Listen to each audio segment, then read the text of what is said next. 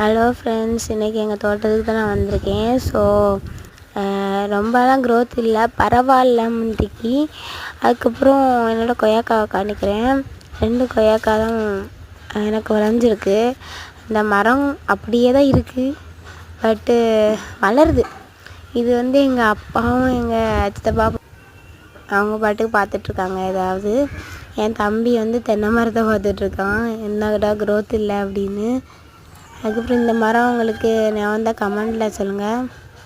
அதுக்கப்புறமா அப்படியே கொஞ்ச நேரம் நாங்கள் எங்கள் பாட்டுக்கு பார்த்துட்ருந்தோம், என்னடா க்ரோத் அப்படின்னு. அதுக்கப்புறம் இது அழகாக இருக்குது, இந்த சீனரி அழகாக இருந்துச்சு.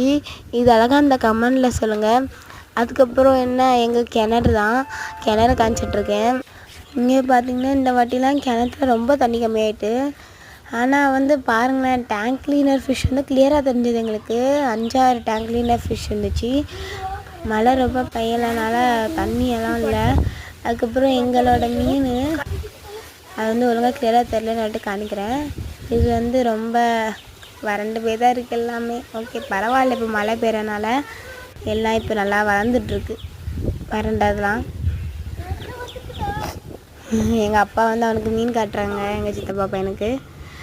இங்கே பாருங்கள், இங்கே 2 மீனுமே கிளியராக தெரியும், அழகாக இருக்கும் பார்க்க. 2மே அப்படியே அழகாக இருக்கும். எங்கள் சித்தப்பா பார்த்துட்டு அழகாக இருக்குன்னு சொல்லலாம்.